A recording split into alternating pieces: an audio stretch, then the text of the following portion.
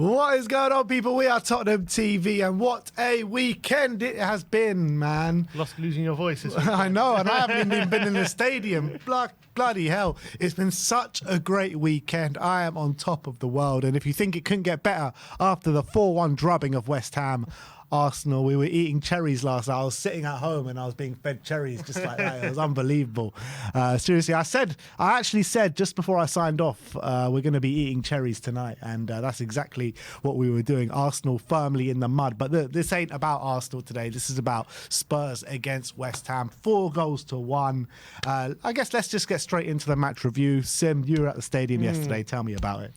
It was a great day at the stadium. Atmosphere was early kickoff, so it wasn't the best atmosphere. But as soon as we got into like a 2-goal lead, you saw that everyone started to settle down. And after the game, there was some really good scenes, and everyone was ready to enjoy their weekend. But yeah, I think in the first half, there was a bit of tenseness about the fans, especially when we were 1-0 down early on. West Ham.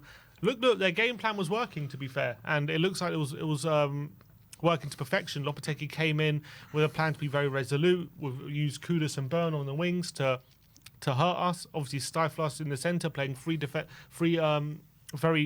physical midfielders, which we predicted they would.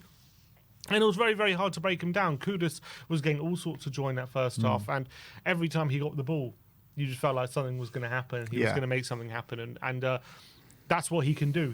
But actually, Bowen as well was giving Udogie all sorts of trouble down their left-hand side, right-hand side, our left-hand side, and I think at 1-0 we were kind of struggling to create clear-cut chances. West Ham, I don't think they're opening us time and time again, but obviously had a couple of chances. They got their goal, and it looked like it could be one of those very frustrating days for us. But I think, after we conceded, after that like 10-minute period after we conceded, obviously we got that goal through Dejan Kulusevski, and then literally it was like a big weight had been lifted off our shoulders as soon as that goal went in. I think we started to play our football again, started to quicken things up. I think the team started to settle down, and we didn't look back, did we, as soon as the goal went in? Even though we made that sub at half-time, which we'll talk about, even before half-time, we could have been 2-1 up with some of the chances we created before the end of the half. So I think that goal definitely settled us down. I think the whole stadium was there was a big sigh of relief when that goal went in. It was a bit of a weird one because it rolled across the line and we weren't quite sure whether to celebrate or not. But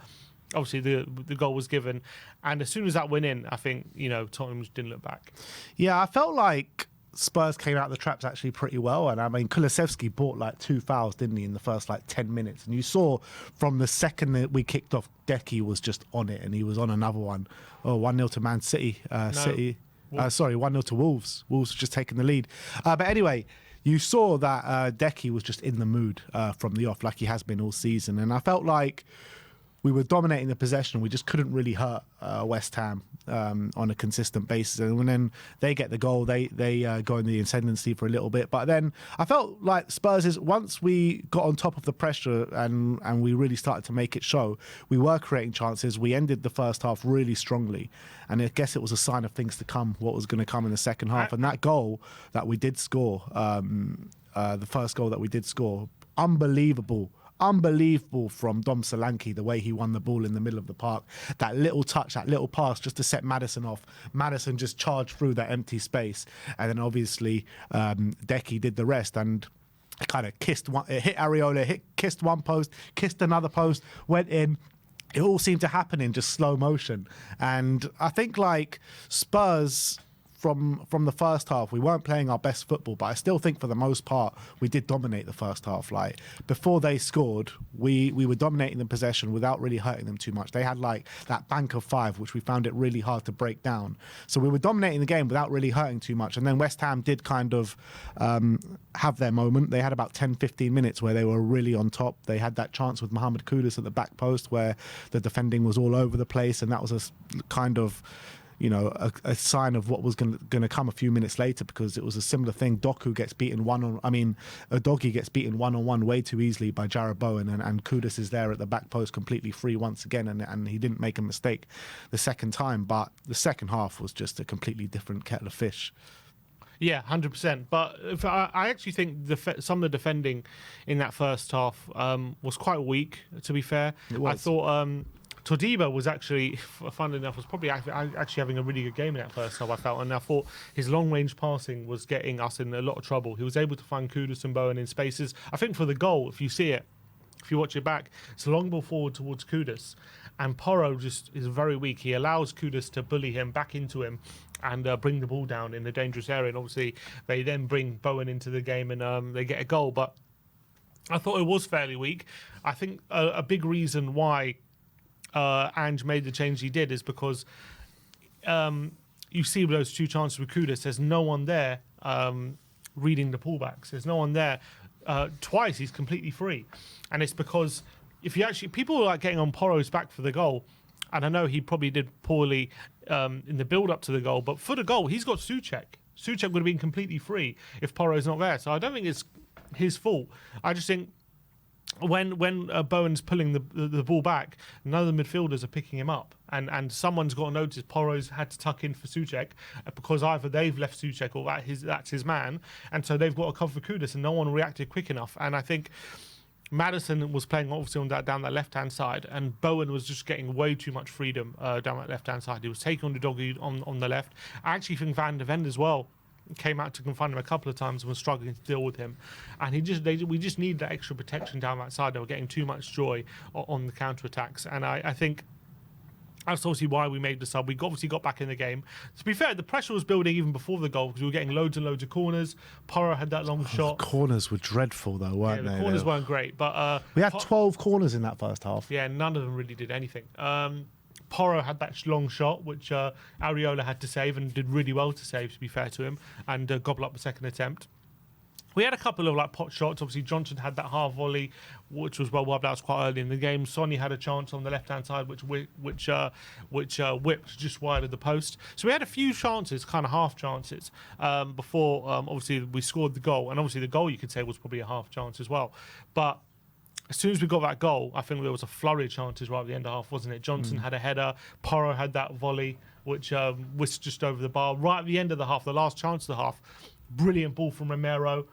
Found Son in behind, and his cutback Dom was there to poke home the empty net. So we could have easily been ahead before the second half. But I think what Ange probably thought at half-time, well, you could see it. I don't know if you saw it on... you could see it on TV.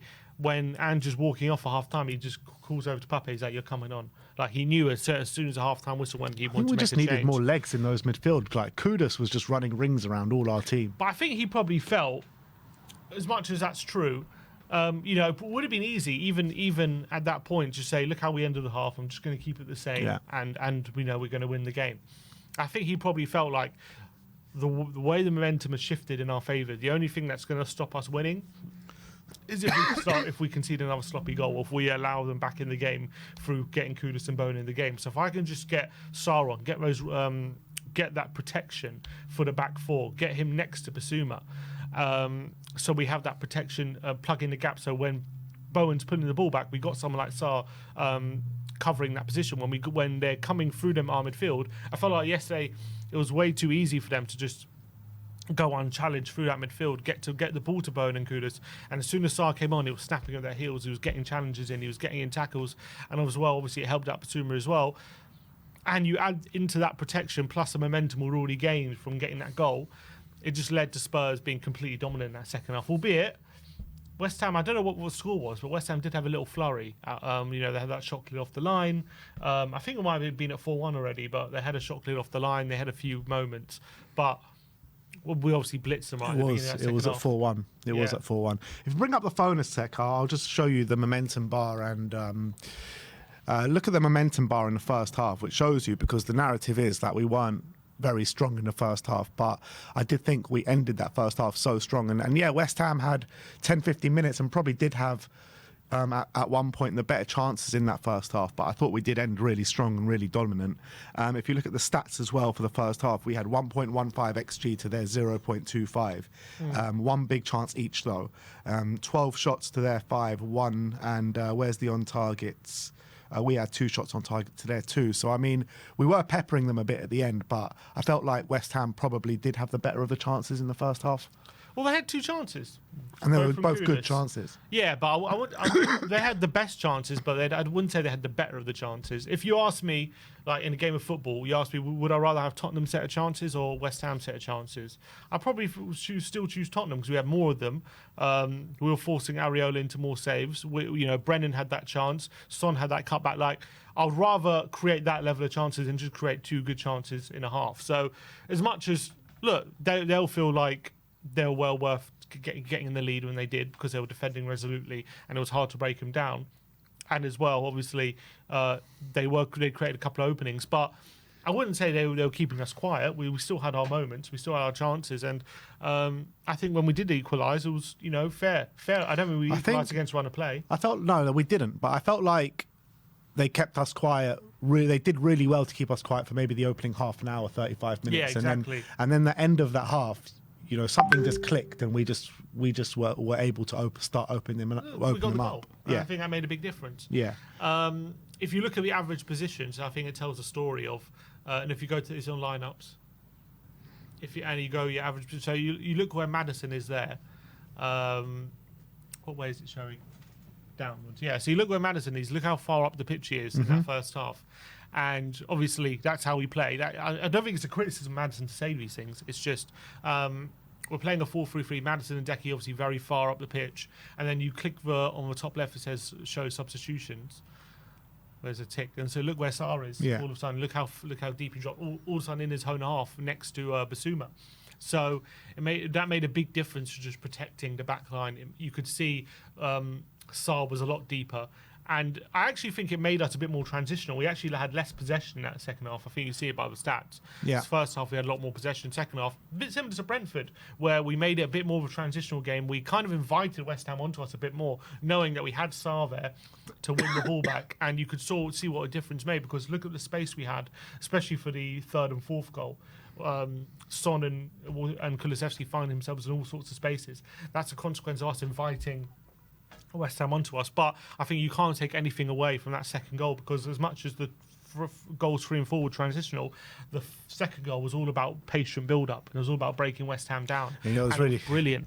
It was really funny for that second goal, because Jory sent in a super chat just before that second goal talking about Sonny being tugged out on the left-hand side on the touchline and saying this isn't his position, he's no good. And I was agreeing with him, because he needs to be cutting inside a bit more. But in that very moment, he gets on the outside, plays that lovely pass to Udogie, and then Udogie obviously cuts it back to Basuma, and Basuma, had that goal, and I think it was a slight deflection, that kind of wrong-footed Areola. But it was just funny in that moment. He sent in that super chat, and then Son does that work on the outside. To be fair, I thought Son was probably our most dangerous attacker on the first half. Anyway, so I don't think he was having a bad game in that first half, albeit maybe getting a bit frustrated. But I thought he set up a couple of chances. He had the effort, so I thought he was doing all right. He was. And then second half, obviously, he came into his own completely. That pass, by the way, for the goal to set up Udogie was absolutely phenomenal. The weight of pass, if you watch it in slow motion, the weight of pass curving around Udogie, and gives him the option to either whip the ball across goal or cut back just like he did. And the reason why that's so important is because you see Wan-Bissaka's position. Because that pass is so perfect into that path of Udogie to allow him those 2 options, it leads to Wan-Bissaka kind of overcommitting to block the cross. Because he overcommits, it allows Udogie just to check back and assess his options for Basuma running in. And also what it did was, because it looked like Udogie was going to whip the ball across the face of goal, you see a lot of the West Ham midfielders get sucked in and try and get deeper to block the cross, and you see them, they get sucked in towards the goal, and it leaves that massive gap right on the edge of the area, and that all is because of that pass from Son, the weight of the pass and that spin in behind, just around Udogie. And because the way of the pass was so beautiful from Sonny, it forced the West Ham midfield to all get sucked into the goal, and it meant that he could just check it back, look for that massive space where Basuma was, just lay it into him, and obviously Basuma strokes at home and wrong foots Areola. So I think that goal was completely made from, first of all, beautiful pass from Son. Obviously, the composure from Udogie. He has a lot of work to do there, Udogie, he has a lot of work to pick out Basuma and cut it back. So fair play to him. But I think that whole goal is pretty much a lot down to the beautiful weight of pass from Sonny. 100%. I couldn't agree more. And it wasn't the only time. He had his massive hand in 3 of the goals that we scored yesterday, Sonny. And when you're talking about how much we missed him over those 2 games where he was missing against Manchester United, against Brighton, he just showed everyone how much we missed him yesterday. I mean, the quality that he does have. Like I keep saying, you know, people like to write him off time and time and time again, and he responds every single time. He's our best player. He's the player that has the most quality and is our captain as well. So I can't wax lyrical about Sonny enough. I thought he was absolutely brilliant yesterday. And in the game state, as soon as we take the lead, that's when Son is really at his best. That's his forte. As soon as there's space in the back line to exploit, he can exploit it night and day.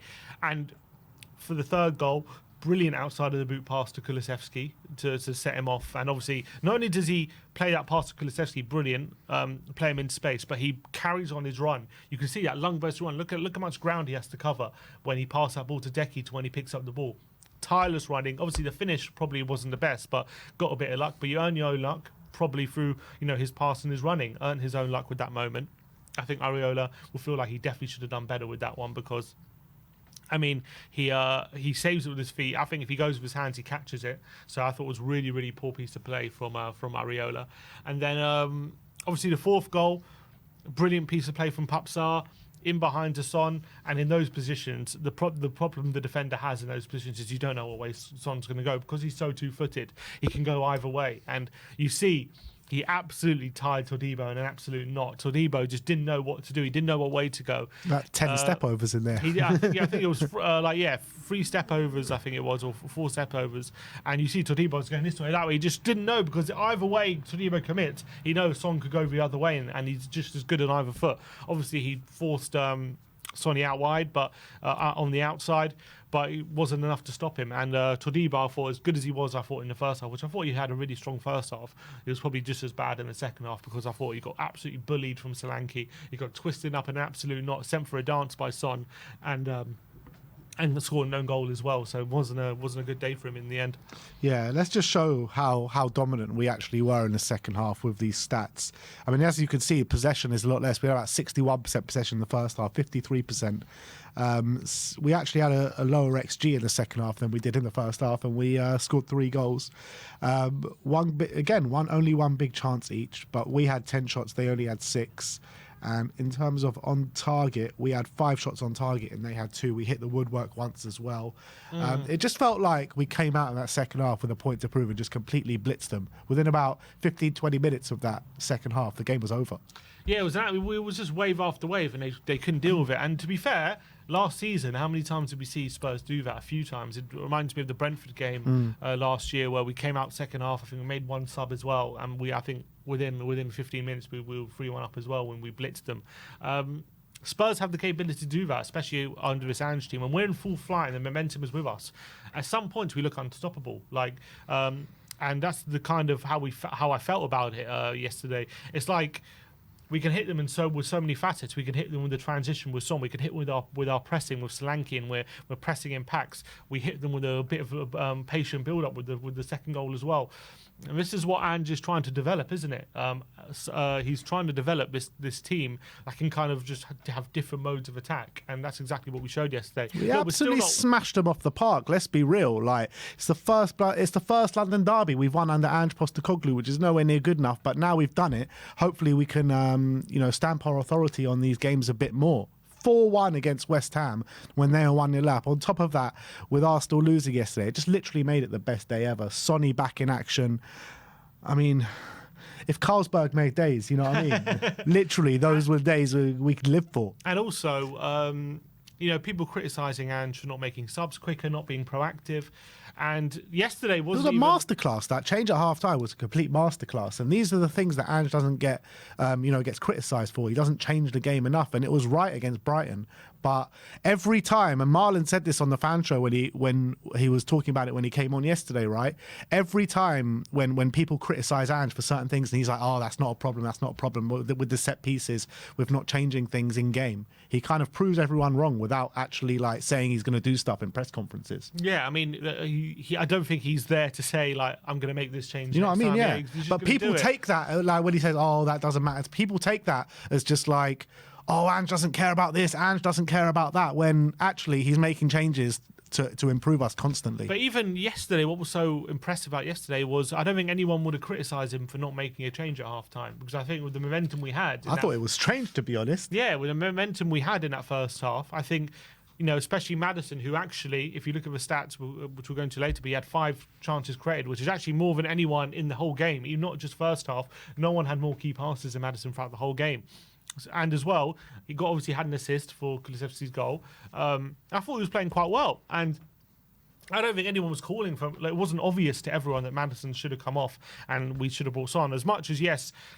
I think everyone acknowledged in the first half we had some defensive issues in dealing with Kudus. That's fair enough. But I don't think anyone would have thought at half-time, the way things were going, we needed to make a change. But Ange felt that way. Ange saw something that a lot of people didn't see. He made a proactive change and obviously shored things up, and we end up battering them 4-1 and could have been even more. So I think he deserves massive credit, and he shows that he's got an ability to be proactive and change it early on. And I think he's done that in other games, which he hasn't got as much credit for. How many times last season did he make a change at halftime and we end up winning the game? It happened a few times as well, like which people don't remember. So I think Ange is a guy who will change it. Obviously, against Brighton, for one reason or another, he decided not to, and maybe he's learned from that. But I think yesterday was brilliant management of the game yesterday from Ange.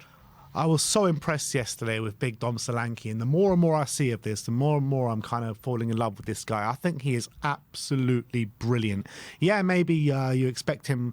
Like, what he's brought to this team is something is like the opposite of what I thought he was going to bring. I thought he was going to bring like predatory instincts, fox in the box, and he has done that on certain occasions.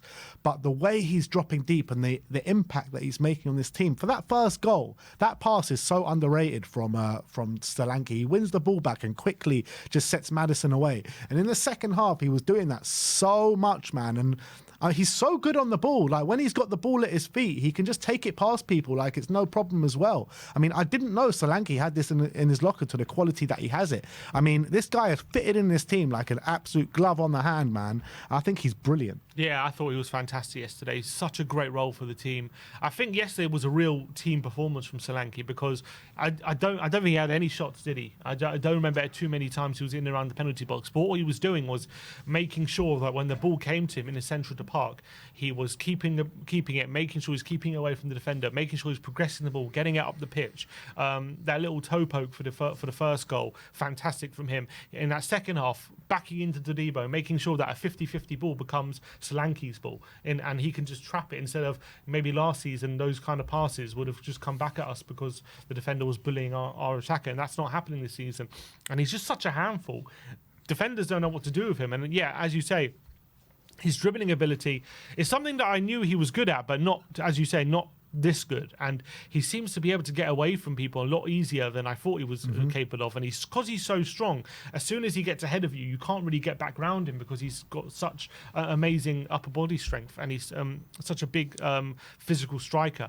And you either gives him an option, either you have to bring him down, or you basically allow him past you, and it's so difficult to deal with. And there was one moment that a bit frustrated me when he beats one player. He did actually really well on this whole move, but there was a moment where in the centre of the path he beat a player, and he's got Son literally through on goal, and for some reason he just delays, and ends up getting tackled. But what he did was he didn't mull over that incident. He got back up, tackled, I think it was Todibo, tackled him again, and then played Brendan Johnson through on goal instead, and obviously he nearly scored. So that was a really good moment from him, and I just thought the whole day they struggled to deal with him. They didn't know how. They couldn't get the ball off him. Man, they could not. He was dragging players in all sorts of positions on that pitch for West Ham. He was the one that was creating the majority of gaps for us in that second half. It was an unbelievable display. And how could we not talk about Decky, man? Dejan Kulusevski was head and shoulders above anyone on that pitch, in my opinion, yesterday. I don't think he put a foot wrong for pretty much the whole game. From the first half, I thought he was our best player by far. like the physical presence this guy has.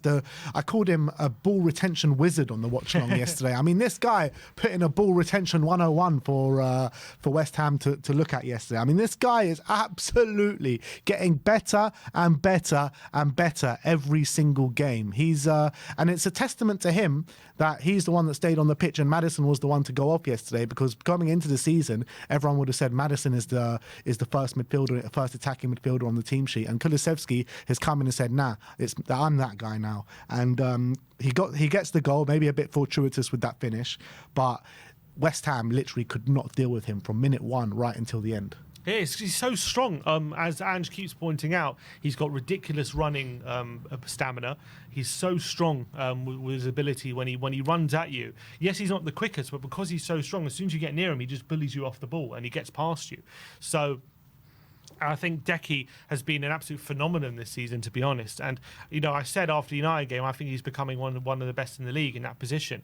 And I think nothing since that game has changed my mind. He's only got better since then. He's been absolutely phenomenal. You can't get the ball off him. But what we know about Decky, which we saw when he first came, and maybe we haven't seen enough, is he does have unbelievable quality in that left foot. He's got a brilliant pass. He's got a brilliant ability to shoot a goal as well. And it's something that maybe we haven't seen enough of from him over the past year or so, because of whether it be the position he's playing or just things haven't been gone his way. But I think ever since he's gone into this position, that's now, as you said, 2 goals in 3 games. He's unlucky as well not to register an assist, because that Son effort was given as an own goal in the end. But obviously he set up that chance for Sonny as well. But he's got such unbelievable physical qualities. You married that up with the quality he's got on the ball, and all of a sudden you've got a fearsome prospect there that a lot of teams don't want to face. And he's becoming unstoppable at the moment. No team has found a solution how to stop him. Even Arsenal struggled to contain him as well. I know they ended up getting a clean sheet on the day, but there was a lot of points where Kulusevski was getting in between the lines in that game as well. Every game he seems to be making an impact, and he seems to be absolutely loving that position.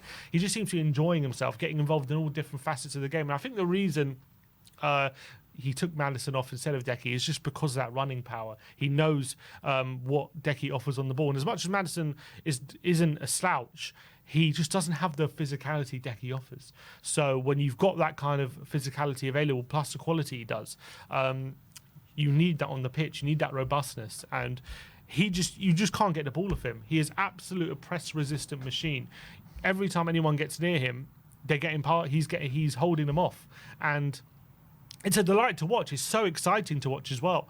And I think the more he adds goal contribution to the game, to his game, the more people are going to recognise it. Because, you know, we even spoke to Nicky before the game, and he was saying, "Oh, I think Decky's been poor this season." It's like, what have you been watching? These people don't realise how good he is. I think only Spurs fans who are watching him regularly seem to know, because we're the only ones who are waxing lyrical about him, and he deserves his flowers because he's been absolutely undroppable, unstoppable this season. And it's mad to think about. I didn't even start the first game of the season. How did that even happen? Because we were saying in pre-season how amazing he's looking, like he needs to play, and he's proving that he's been our best player this season and first name in the team sheet at the moment. 100%, and he's just going from strength to strength. He's so physical as well. Just players just bounce off him, don't they? It's just unbelievable to see when you're at the game firsthand. Another player that was absolutely brilliant yesterday, Yves Bissouma. He put in a bit of a number 6 one-on-one as well. I thought every time he was in and around where the ball was, he just snapped at it and was putting in world-class challenges. There was a challenge in our own box as well, where it looked like West Ham were about to spring on us, and he was just there to grab the ball. He got his goal as well, which makes it 2 goals this season, where he hadn't scored for 2 years before that. So it's 4 goals for club and country. Unbelievable. Incredible. Unbelievable. And ever since that balloon thing, he's been top-notch. Spurs responded in the most perfect way, didn't they? Spurs responded in the most perfect way against after the Brighton thing, but Bissouma has responded in the most perfect way against after the balloon thing. Yeah, and even though And by the way, while I was struggling to speak there a little bit, Gvardiol just put one into the top corner for about 25 yards here. Unbelievable. When it talk about Bissouma, yes, I think Bentancur in his own right has been playing well this season. I don't think he's dropped maybe he's dropped because he had a bad game against Brighton, but I think in his own right, he had some really top performances where everyone was waxing lyrical, especially even Ange was after the games against Brentford and against Man United. But it's easy to forget that Basuma himself, I don't think he's had a bad game. I think every game he's played really, really well. And he's come, as you say, he's come back. He played that Everton game, was fantastic. Only really came out of the team because I think picked up an injury on international duty, didn't he? So Bentancur came into the team, and then he was playing well, so he had the shirt. But Basuma's took his chance again. He's come back in the team yet again in this game, and I thought he was phenomenal. And he's also playing with a smile on his face again as well, Yeah, you can Basuma, see which that. is great to see. He's Confidence. enjoying his football. Some of our players, like Dejan Kulusevski, like Yves Basuma, like Brennan Johnson, who, look, I don't think Brennan had his best game yesterday, but these kind of players, they're playing with a smile on their face, they're playing with a swagger, and they're playing with confidence, and it's great to see. Absolutely, and when we're this kind of form, we're imperious as well. We're a strong team. We're really, really hard to play against, and teams don't want to face us, I feel. And yesterday, West Ham were coming into it fairly confident after the back of a good 4-1 win against Ipswich, and things looking to start to turn for them. They got good players as well, but they just couldn't live with us. And this is what I was saying before the game. I just felt like if West Ham play in a similar style to how they have done it against the big teams, we can overwhelm them. And I think that's exactly what we did in that second half. We completely overwhelmed them. They couldn't live with us, with our quickness of play, with our direct style, which we played in the second half. And even when we were doing slow build-up play, they struggled to prevent us creating chances. And this is what I was saying about Ange as well, because yesterday was another occasion where we conceded a fairly easy goal, and a goal which on the face of it, you can say it's preventable or wasn't a great goal to look at from a defensive point of view. But this is what I was saying at the beginning of the season. Those goals, I don't think are going to stop happening. I feel like we're always going to be conceding these kind of chances. But again, like these kind of chances, you're talking about Destiny Udogie. And Destiny, I feel like in the last 2 games, has been really poor at his one-on-one defending. And it was proved yesterday with his defending against Jarrod Bowen. But that's not what you kind of associate with Udogie. I think Udogie usually has been fairly good at one-on-one defending, so we shouldn't be conceding these kind of chances. I mean, in a perfect world, no, but we're playing a system where we throw a lot of caution to the wind. We a lot of players in the opposition half. We a high pressing system, so there are going to be occasions, especially when you're playing against the likes of Kudus and Bowen, and also when you play Brighton, Minter and Matoma, there are going to be occasions where you do get caught out. There are going to be occasions where they get the better of you because they got good players as well. I think the goal of our football is to minimise that to contain that to a minimum, is basically gaining our football, whether it be 1 or 2 times a game, and to create enough chances where you can literally score 4 or 5. And that's what we've been seeing recently. Yes, even against Brentford and against yesterday against West Ham, we did concede a couple of chances. But we conceded enough chances. So we created enough chances where we put ourselves in a position we can win that game 4-1. This is what I was saying when early in the season. Yes, if we concede a goal, that's going to happen. But if we win the game 4-1, no one's going to care. And like yesterday, no one cared that we conceded that goal because we won the game 4-1 because of how we play our football. And unfortunately, when against the likes of Newcastle and against the likes of Leicester, we didn't put those chances away, right? So everyone points at, look at that goal we conceded, it's sloppy. But the real fact of the matter of those games was we didn't put the chances away to win the game. And that will come. And I think we're starting to see that now. I agree. And you know what, though? People talk a lot about our defence and a lot about Arsenal's defence being the best in Europe and whatever. But they've only conceded 1 less goal than us this season. And I think... as of now, I think we're level with Man City with the most goals scored this season. So, I mean, that just shows you in itself how good we've actually been this season without getting maybe the results that we deserve, particularly in the Leicester and the Newcastle game. And if we did get the results that we deserved in those 2 games, we'd probably be sitting close to top of the league right now. 100%. And it's just what we were saying as well at the beginning of the season when we were saying we are playing well. We're just not getting the results our performances deserve. And obviously, Brighton game was a different problem. It wasn't about us not playing well. It was about us, thinking the game was won. It's because it was kind of playing too well in a way because we thought the game was won in that first half, and we completely got complacent in the second half, and we allowed Brighton back into the game. And hopefully that's the last time we see that this season. But what has been brilliant is this is what I was saying to you. So funnily enough, I said this to you at halftime at Brighton, and then they completely proved me wrong. But I was saying this to you at halftime Brighton. You kind of know what you're getting now with Tottenham.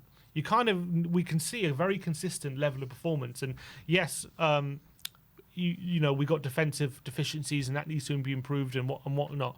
But what I've been seeing pretty much in every game this season is a very consistent level of performance where we you know what Tottenham are turning up, you know what we're going to do. And some people say, oh, is that a bad thing because people know he's going to set up? But actually, I think it's a really positive thing because this team have really grabbed this identity. They really know, they're really starting to take shape and how we want to play. They're really understanding what Ange wants from them. And I think that's leading to what we're seeing this season is a very consistent level of performance. The football is improving. And we're starting to get more and more goals now. I saw a stat. I mean, I didn't see a stat. I came up with this stat, but I saw it. I worked it out. Last season, we scored 3+ goals on only 9 occasions last season over a 38-game period. 3 occasions. What was that? No. 9 occasions we scored 3+ goals last season. We've already done it on 4 occasions this season after 8 games. So that shows that this attack is really starting to click now, 100%. And we're really starting to put those chances away.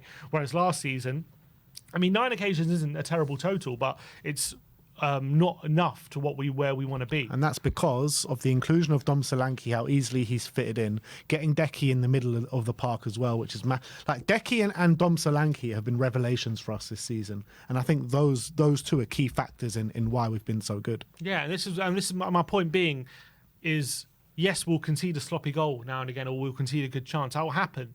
But as long as we're creating the level of chances we are currently creating, we're going to win way more games than we don't win. And that's exactly what I want to see. And if we're winning every game 4-1 or we're scoring 4 goals a game, I don't care if we concede the odd goal, because that's what the consequence of our football is the way we're attacking.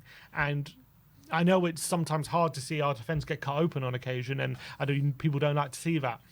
But as long as we're creating the level of chances we are currently creating at this current moment in time, I don't care if we're conceding those chances, because the football is the wins are going to be there, and I'm going to love watching us play.